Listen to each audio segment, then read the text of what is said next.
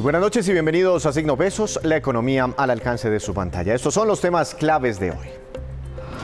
¿Qué tanto se desacelerará la economía? Ante las evidencias de que la economía ya está perdiendo su ritmo de crecimiento, ahora muchos analistas hacen cuentas sobre qué esperar en los próximos meses y sobre todo en el 2023. Analizaremos el panorama hacia adelante con Luis Fernando Mejía, director de Fedesarrollo. Avalancha de cambios en el ICETEX. En sus primeros 100 días, la entidad tiene ya reformas concretas con el nuevo gobierno y en marcha, las cuales benefician a miles de usuarios. Esta noche nos acompaña Mauricio Toro, presidente del instituto, para explicar cada uno de estos cambios.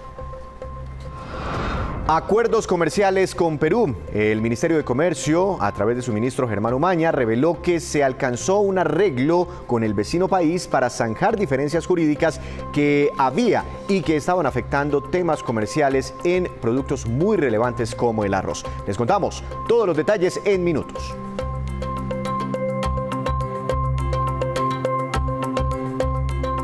Comenzamos esta emisión hablando de las perspectivas económicas colombianas tras el reporte del DANE en el que da cuenta de un comienzo ya de una eventual desaceleración en el ritmo de crecimiento de nuestra economía. Doctor Luis Fernando Mejía, director de Fedesarrollo, buenas noches, bienvenido a Signo Pesos, ¿cómo ha estado? Víctor, ¿qué tal? Muy buenas noches, encantado de estar otra vez en su programa. Saludo para todos los televidentes. Doctor Mejía, 7% creció la economía en el tercer trimestre de este año. Yo me puse a mirar los demás países que han reportado y prácticamente estamos liderando el ranking. ¿Somos los mejores o estamos entre los mejores? ¿Por qué se habla entonces de una desaceleración y por qué se prenden alarmas? Pues Víctor, porque el ambiente internacional no es favorable, especialmente por todo lo que está ocurriendo en términos de los vientos de recesión en algunos países de Europa el próximo año, el efecto inmediato de la subida de las tasas de interés por parte de la Reserva Federal en Estados Unidos, del Banco Central Europeo. Todo esto disminuye la liquidez, aumenta el costo del endeudamiento, el financiamiento para los países y por supuesto genera menores perspectivas de crecimiento económico. Esto aunado, por supuesto, a factores ya más locales, incluyendo el efecto de la normalización de la política monetaria en Colombia, el aumento de la tasa de interés por parte del Banco de la República y lo que tendrá que ser indudablemente un ajuste fiscal importante por parte del Gobierno Nacional para el próximo año. Así que muy bien, liderando el crecimiento, nuestra expectativa, Víctor, para este año 7,7% de crecimiento, pero indudablemente un próximo año que va a ser más difícil en materia económica y por supuesto también en generación de empleo. Pero ustedes, ¿qué esperan para el próximo año? ¿Qué perspectivas tienen después de estos datos publicados por el DANE y bueno, con todo el contexto de lo que está ocurriendo a nivel mundial? ¿Esperan una desaceleración o esperan una contracción económica o tal vez una recesión? Víctor, mire, todavía no estamos viendo ni contracción económica ni recesión, pero indudablemente un ritmo de crecimiento mucho más bajo en el 2023 que lo que vamos a tener este año. Como le comentaba anteriormente, nosotros estimamos un 7,7% de crecimiento para este año y para el próximo año, que ya incorpora los elementos que discutí anteriormente, externos e internos.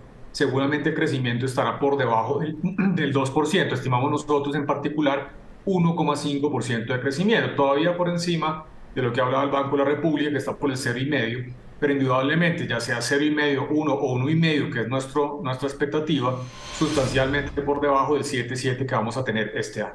¿Ustedes qué creen cuando miramos los sectores? ¿Cuáles serían esos sectores que tendrían el peor aterrizaje en ese proceso de desaceleración económica? Porque ya vimos hasta septiembre que, por ejemplo, el sector agrícola está decreciendo. Sí, infortunadamente, Víctor, se empiezan a prender algunas alertas desde el punto de vista del comportamiento de la actividad productiva. Lo que usted menciona, lo del sector agropecuario, que indudablemente es una preocupación, que además hacia adelante podría verse afectado por todo lo que estamos viviendo, este fenómeno de la Niña, que ha generado excesos de lluvias, inundaciones y seguramente podría haber entonces afectaciones en la producción, en la rentabilidad y la productividad de un sector tan importante para la economía colombiana como lo es la agricultura. Y sectores que han venido liderando la parada, que son realmente tres, yo lo destacaría. Primero, el sector del comercio, segundo, el sector de la industria y tercero, el sector de las actividades artísticas y de entretenimiento, que de hecho fue pues, el de mayor crecimiento en este último trimestre por encima del 36%. La gente después de la pandemia salió indudablemente a divertirse, a conciertos, a obras de teatro, etcétera, etcétera, y eso ha generado un crecimiento muy importante.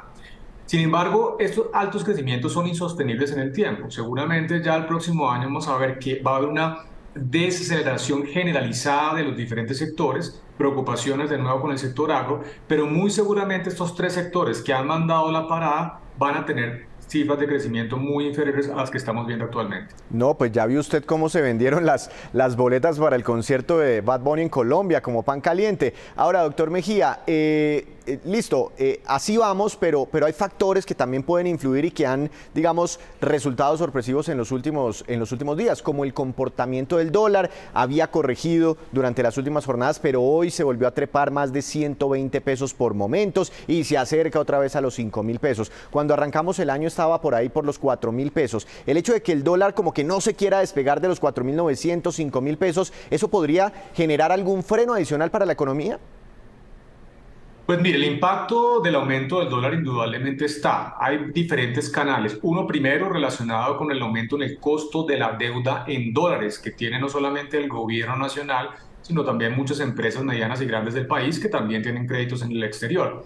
Ya para los hogares, para la gente de a pie como nosotros, pues realmente cuando usted hace compras en el mes a mes, una parte importante de la canasta familiar está vinculada al precio del dólar. De acuerdo con el Banco de la República, de hecho, en un estudio reciente, cerca del 14% del total de la canasta está vinculada al precio del dólar. Así que si aumenta el precio del dólar, pues seguramente vamos a tener aumentos en el precio de esos bienes importados, no inmediatamente, pero de aquí en adelante, y eso eventualmente podría generar un retroceso adicional en el consumo de los hogares. Así que ahí están los efectos, pero yo destacaría, Víctor, indudablemente el tema fiscal, esencial, central. Se viene la discusión de la adición presupuestal, muy importante que el gobierno dé señales reales, ya lo ha dicho públicamente, pero en esta señal de la adición se podría concretar de que una parte importante del recaudo de la reforma se va a destinar a reducir la deuda pública, a reducir el déficit fiscal, y eso podría mitigar las preocupaciones que estamos viendo por parte de los inversionistas a nivel internacional y por supuesto también a nivel local.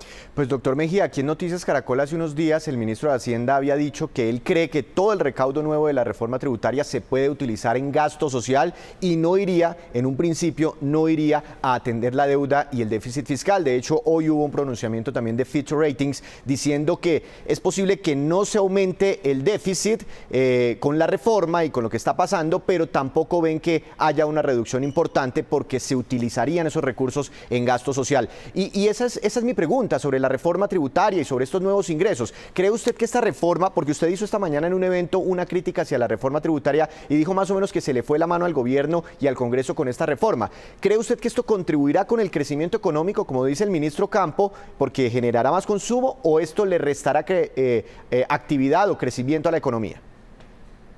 Pues Víctor, mire, nosotros consideramos que la reforma sí aumentó lo que los economistas llamamos el costo de uso del capital, es decir, el costo de invertir en Colombia, que podría tener efectos eventuales en reducción del crecimiento potencial. No sustanciales, indudablemente, pero algo podría afectarse especialmente en lo que tiene que ver con el sector minero energético, que fue, por supuesto, el más golpeado desde el punto de vista de lo que se aprobó en la reforma tributaria.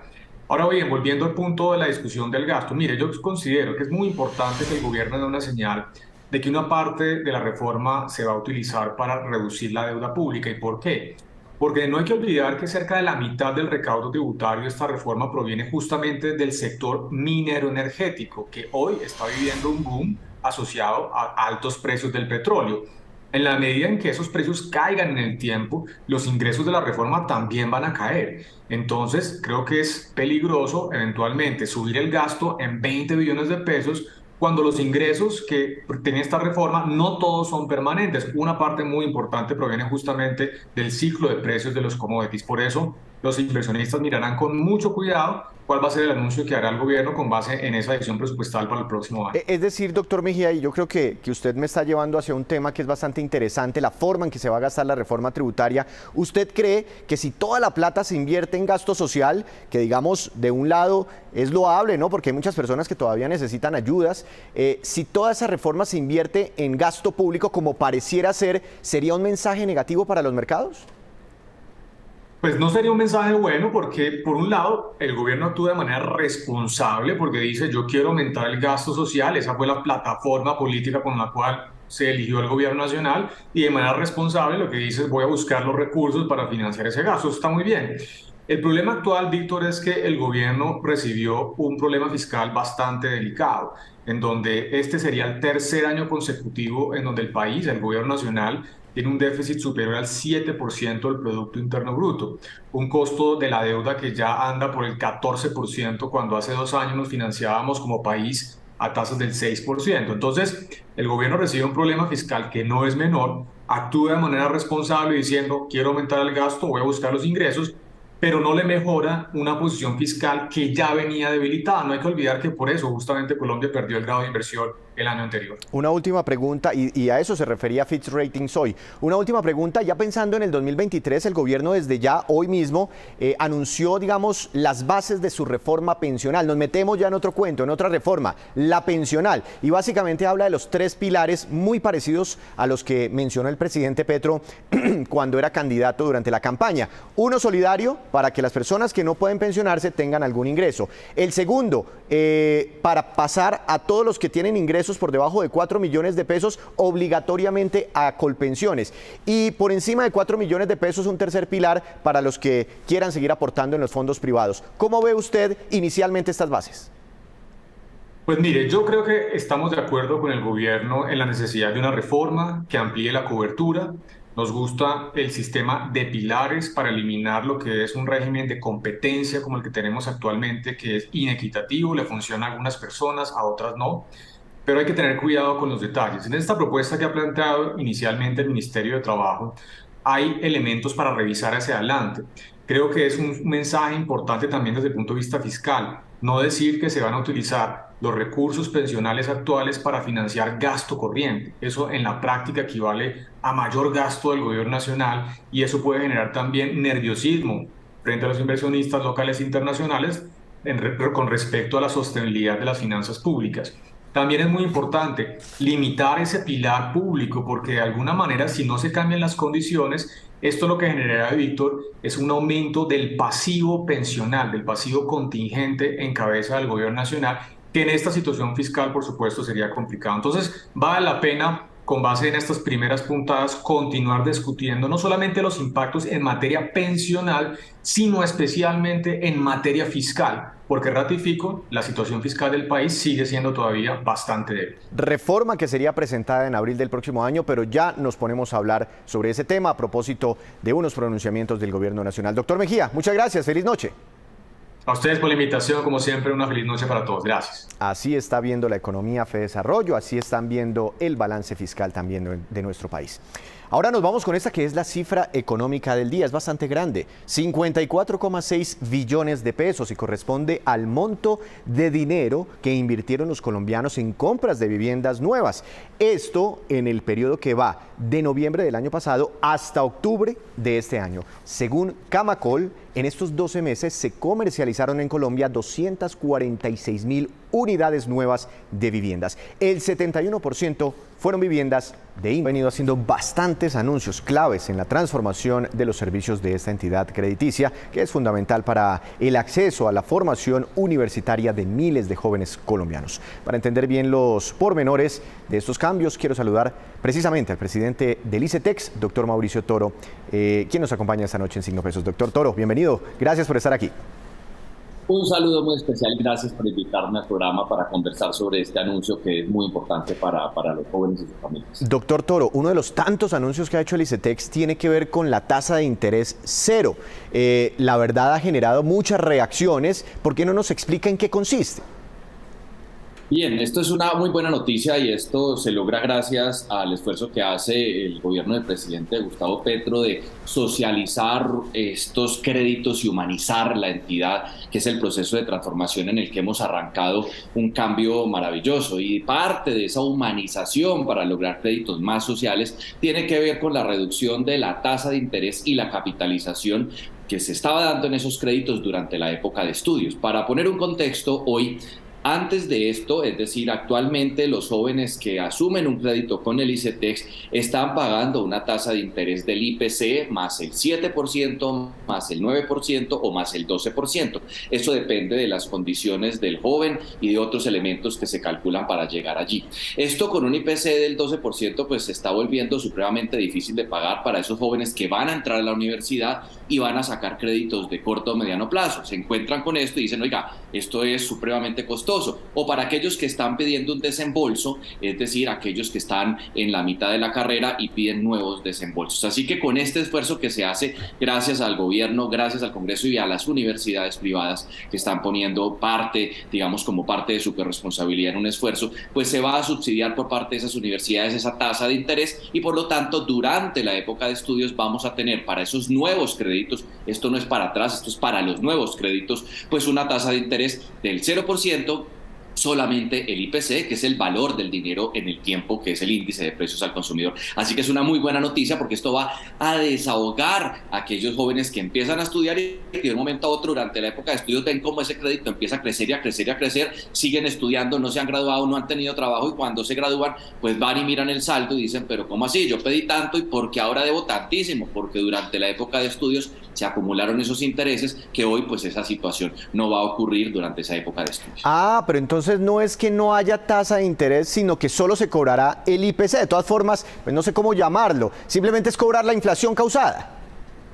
Sí, es solamente la inflación. El interés es lo que yo les estoy contando que se suma, 7, 9 y 12 que hoy no iría y esto iría al 0%.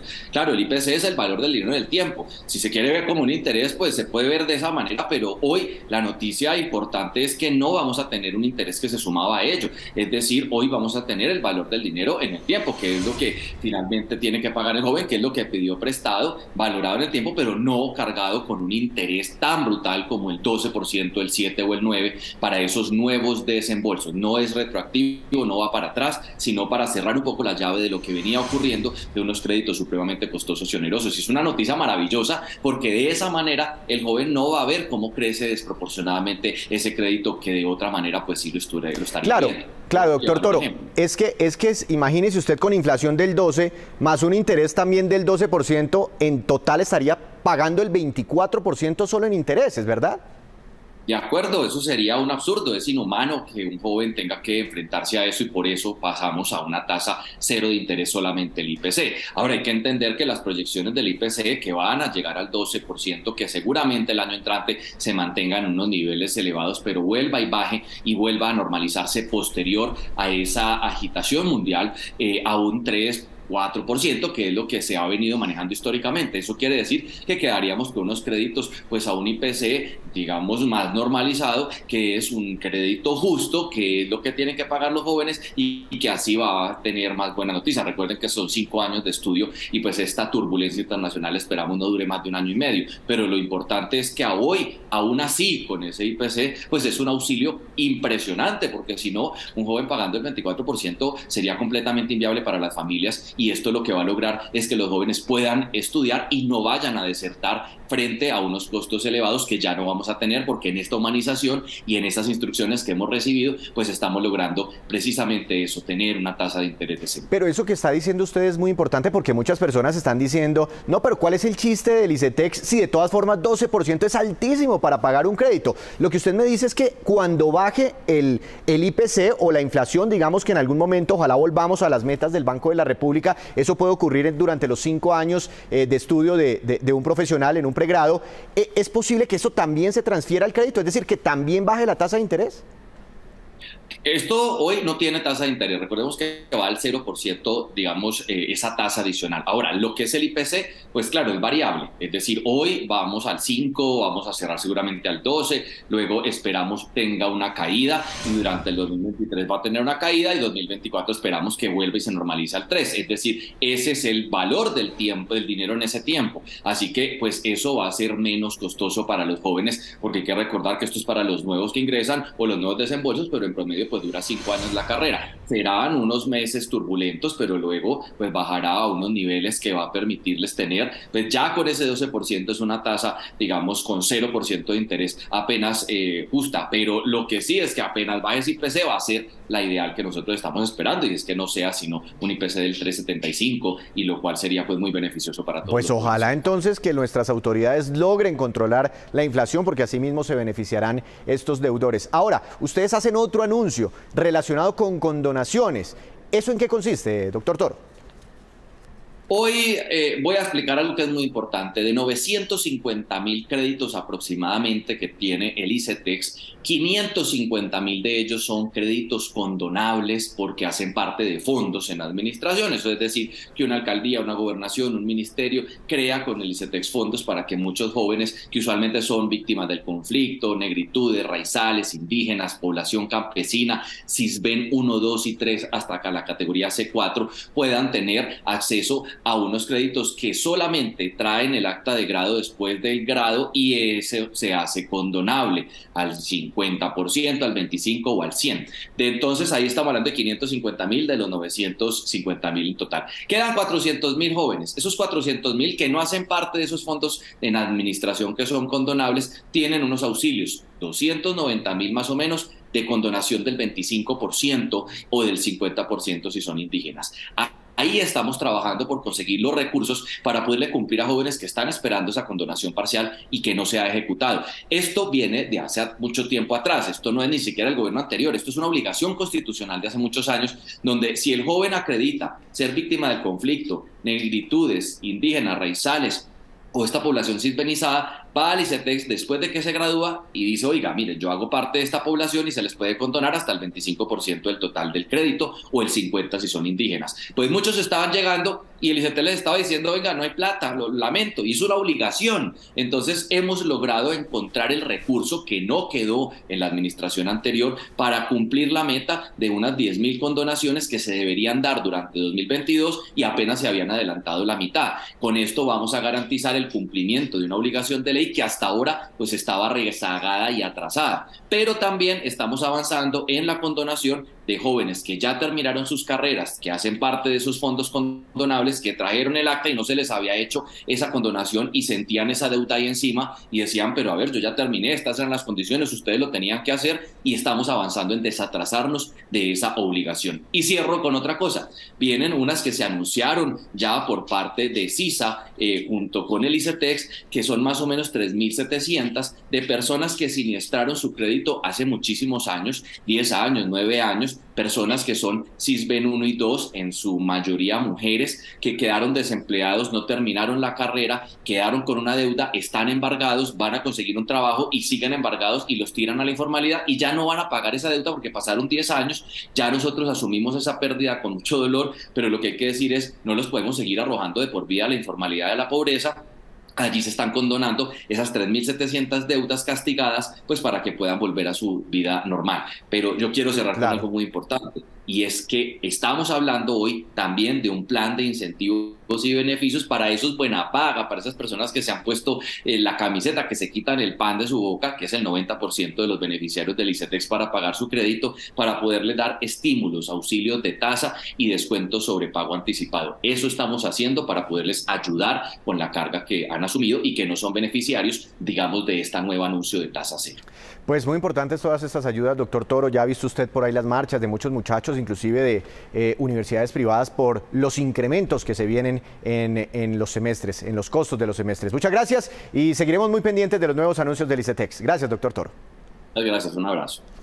Esas son las medidas más recientes. Los gobiernos de Colombia y de Perú llegaron a un acuerdo para restablecer el arancel cero para muchos productos, entre ellos azúcar, confites, galletas y otros que van de Colombia a Perú. Además, se restablece el comercio binacional de arroz sin pago de impuestos, luego de varios años de disputas jurídicas entre las dos naciones. El ministro de Comercio de Colombia, Germán Omaña, nos cuenta más detalles. Bueno, tal vez una de las principales problemáticas en la comunidad andina son las restricciones que hay para ciertos productos agropecuarios, agrícolas inclusive. En el caso del arroz, un conflicto permanente por las importaciones y las exportaciones y medidas que se pudieron aplicar restrictivas a nuestro libre comercio en la comunidad andina, ha sido solucionado definitivamente con la hermana República del Perú. Hacia el futuro se levantaron todas las medidas restrictivas por parte del Perú y lo mismo por parte de Colombia, y tenemos un libre comercio de la mayor importancia para hacer estable y permanente nuestros compromisos, los de los dos países, en el marco de la comunidad andina. Y la primera turbina de Hidroituango está lista para operar al 100%, así lo aseguró EPM luego de someterla a sus primeras pruebas. Sin embargo, las comunidades ubicadas aguas abajo del proyecto llegaron hasta Medellín para protestar. Veamos. Hasta Medellín llegaron comunidades de los municipios de Tarazá, Valdivia, Briceño y Caucasia, zonas aledañas a Hidroituango. Fueron más de 12 horas de viaje. El propósito, protestar. ¡Vidas para la vida! Llegaron con todo un equipamiento, pues no saben cuántos días les tocará esperar. Entre arengas y con pancartas piden una reunión con la Junta Directiva de EPM. Tenemos un pliego de peticiones amplio que necesitamos negociarlo con EPM y en especial, muy especialmente, la permanencia en el territorio. Dicen que hay falta de comunicación de EPM con las comunidades. La exigencia que nosotros venimos a hacer aquí, que nos respeten, que nos digan la verdad. EPM explicó que esta prueba contempla un giro mecánico con agua del embalse entre 6 y 8 revoluciones por minuto, comparado con las 180 revoluciones por minuto a las que girará la turbina cuando comience a operar, hecho que no tenía nada que ver con el simulacro. Esta prueba no representa ningún riesgo para ninguna de las personas que estamos aquí adentro ni para ninguna de las personas que están en las comunidades aguas abajo, porque todavía la máquina no está conectada al sistema, no está con carga, y esas pruebas todavía se demoran un tiempo mientras terminamos de afinar los controles. Según EPM, la primera turbina está lista para operar y en unos días se realizará esta misma prueba en la turbina número 2. Cuando ya veamos que las pruebas estén bien, que todo vaya funcionando, se va a hacer ya con el caudal completo y después de que se haga con el caudal completo, se va a hacer con la turbina cargada. Hoy se realizará un PMU para definir nuevamente las fechas de entrada en operación luego de los requerimientos a EPM por parte de la Unidad Nacional de Gestión de Riesgo, la ANLA y la Procuraduría. Y ahora nos vamos con estos que son los indicadores económicos que usted debe conocer siempre antes de irse a dormir. Se dispara otra vez el dólar, tasa representativa del mercado que regirá para mañana, 4.922 pesos con 70 centavos. Subió 121 pesos el dólar hoy con 64 centavos. El petróleo Brent, de referencia para nuestro país, tuvo una caída de 1,26%. Se ubicó en $92 con 68 centavos por barril. El precio interno del café colombiano subió y quedó en promedio a 1.925.000 pesos por carga para mañana. El índice MSCI Colcap de la Bolsa de Valores de Colombia tuvo una caída de 0,49%. La acción más valorizada fue Cementos Argos, con una ganancia de 2,93%, y la acción que más cayó fue la preferencial del Grupo Aval, que tuvo un retroceso del 4,45%. Y antes de despedirnos, los quiero dejar con este dato. La Bolsa de Valores de Colombia reveló estas cifras muy interesantes sobre el mercado global colombiano, que funciona a través de nuestro mercado bursátil, que permite a los colombianos comprar desde aquí acciones de empresas internacionales. Actualmente hay 16.700 inversionistas frecuentes en ese mercado global colombiano, lo que significa un crecimiento de más del 600-800% en un solo año. Se mueven 2.030 millones de pesos diarios en títulos de ese mercado global, con un aumento del 70% en ese volumen de negociación. Además, 9.200 personas invierten en los famosos fondos llamados ETF. A propósito de esto, Bancolombia y BlackRock listaron hoy 10 nuevos ETFs en este mercado global colombiano.